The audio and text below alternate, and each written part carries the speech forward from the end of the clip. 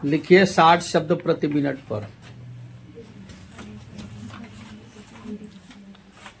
हर वर्ष की तरह इस बार भी दिल्ली और आसपास के शहरों में वायु प्रदूषण खतरनाक मानकों को पार कर गया।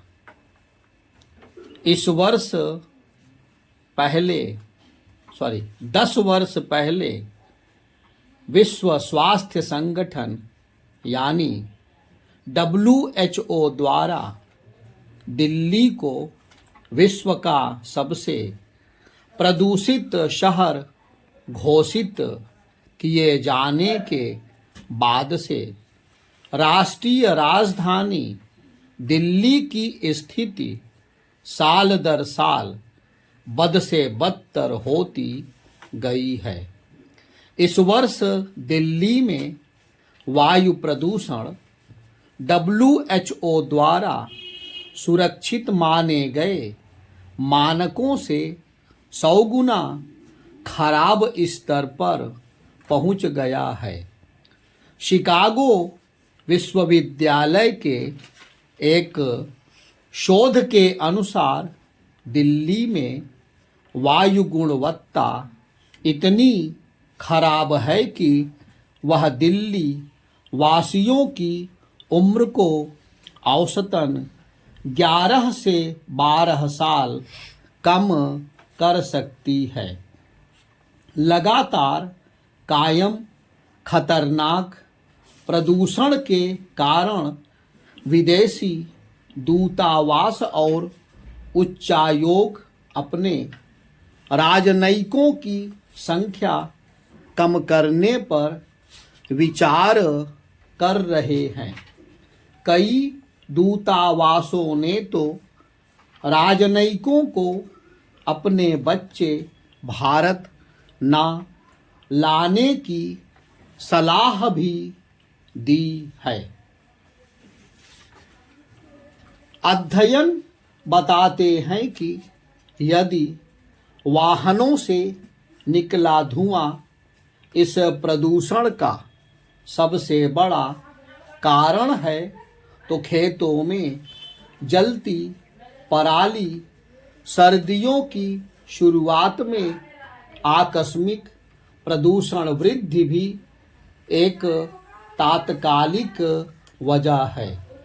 वायु प्रदूषण रोकथाम और नियंत्रण अधिनियम 1981 के तहत पराली जलाना अपराध है। हवा को विषैला बनाने में पराली की भूमिका को देखते हुए NGT ने 2015 में अलग से आदेश पारित कर उत्तर प्रदेश, हरियाणा, राजस्थान और पंजाब में पराली जलाने पर रोक लगाई हुई है। साथ ही सर्वोच्च न्यायालय ने पराली जलाने की रोकथाम के लिए इन सभी राज्यों को विशेष टास्क फोर्स बनाने का आदेश भी दिया है। अन्य राज्यों में रोकथाम के कुछ प्रयास हुए हैं, परंतु पंजाब में पराली जलाने की घटनाएं कम होने के बजाय और बढ़ गई हैं। 5 नवंबर को एक ही दिन में ऐसी 3000 से अधिक घटनाएं दर्ज की गई थीं। पंजाब में पराली जलाने की समस्या के लिए मुआवजे से लेकर गैर बासमती धान की उपज जैसे तमाम कारण गिनाए गए हैं, परंतु ये कारण इस बात की अनदेखी करते हैं कि चाहे गेहूं हो या धान, न्यूनतम समर्थन मूल्य यानी एमएसपी पर सरकारी खरीद का सबसे बड़ा लाभार्थी भी पंजाब ही है। तमाम कारणों को मानने के बावजूद इस बात को नकारा नहीं जा सकता कि पराली दहन न रोक पाने का बड़ा कारण सरकारी ढील भी है। कभी दिल्ली में बढ़ते प्रदूषण के लिए पंजाब में पराली दहन को जिम्मेदार ठहराने वाली आम आदमी पार्टी यानी आप की ही पंजाब सरकार अब सर्वोच्च न्यायालय में किसानों पर कार्रवाई करने में असमर्थता जता चुकी है। किसानों से सहानुभूति अच्छी बात है, परंतु एक समूह को कानून तोड़ने की खुली छूट संवैधानिक दायित्व की सीधी सीधी अवहेलना है। आम आदमी पार्टी की असहज स्थिति को देख आशा के अनुरूप भाजपा और कांग्रेस दोनों हमलावर हैं। पंजाब में पराली दहन पर शासकीय विफलता दलगत राजनीति से परे ऐसी विकराल समस्या बन गई है जिसमें चुनावी लोकतंत्र संगठित समूहों के सामने असहाय बनकर खड़ा है। प्रदूषण से उत्पन्न खतरनाक स्थिति पर सर्वोच्च न्यायालय के न्यायाधीश रहे अरुण मिश्र ने 2019 में कुंठित होकर कहा था कि इससे तो अच्छा हो कि विस्फोटक लगाकर सभी को मार दिया जाए। यह गंभीर चिंता की बात है कि प्रदूषण के कारण करोड़ों लोगों का स्वास्थ्य बुरी तरह प्रभावित है, लेकिन चुनावी राजनीति के चलते सरकारें पराली जलाने पर किसी भी प्रकार की दंडात्मक कार्रवाई नहीं करना चाहती। निरंकुश पराली दहन विधि आधारित शासन व्यवस्था को सरकारी उदासीनता के कारण मिली कोई पहली चुनौती नहीं है।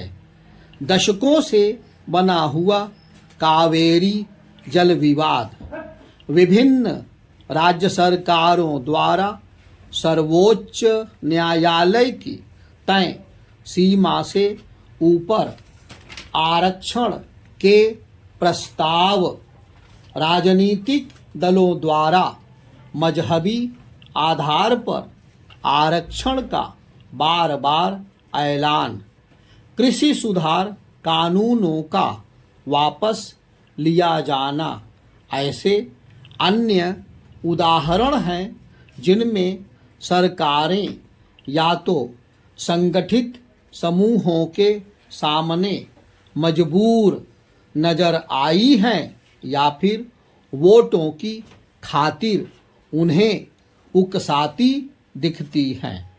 यह खतरनाक प्रवृत्ति लोकतंत्र को भीड़ तंत्र में बदलती नजर आ रही है।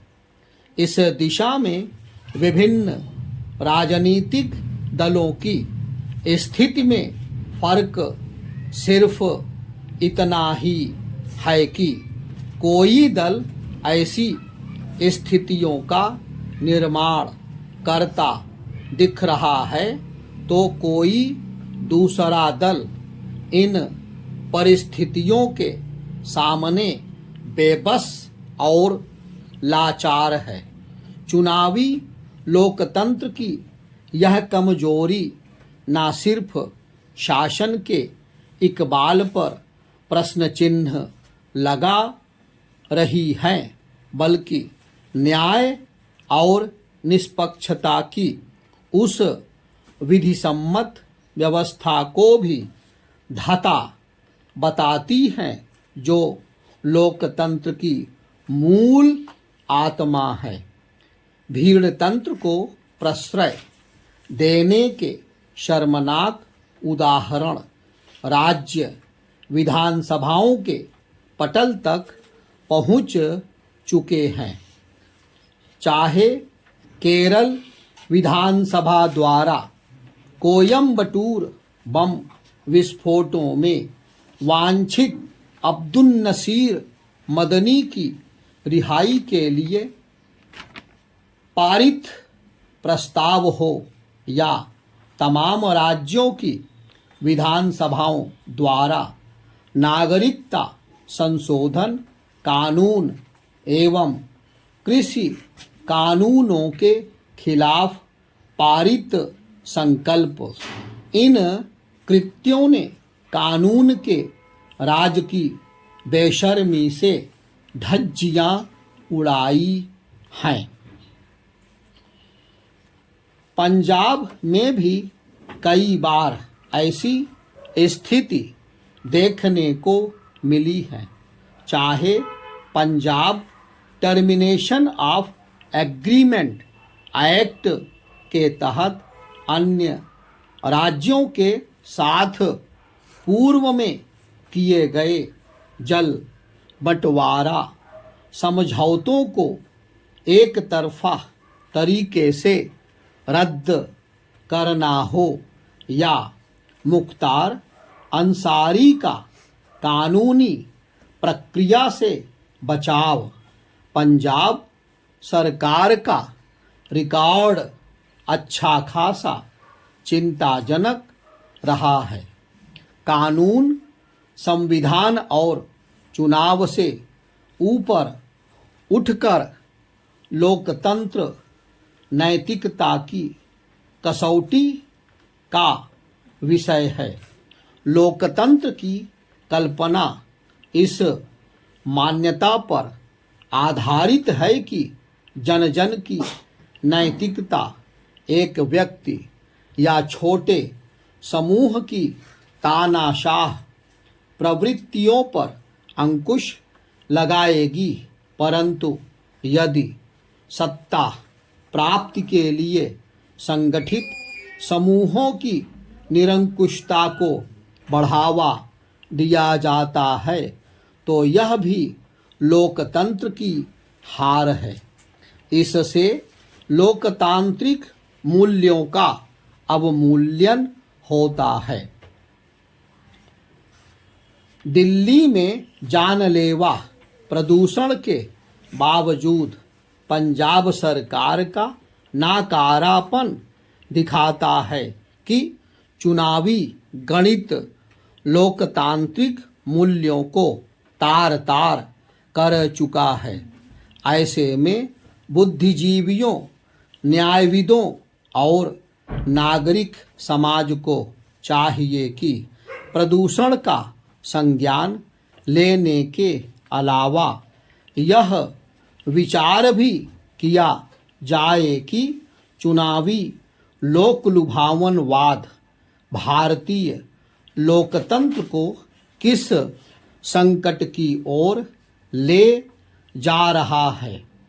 इस पर विचार करना इसलिए आवश्यक है क्योंकि यह लोकलुभावनवाद कानून के शासन को खुली चुनौती दे रहा है।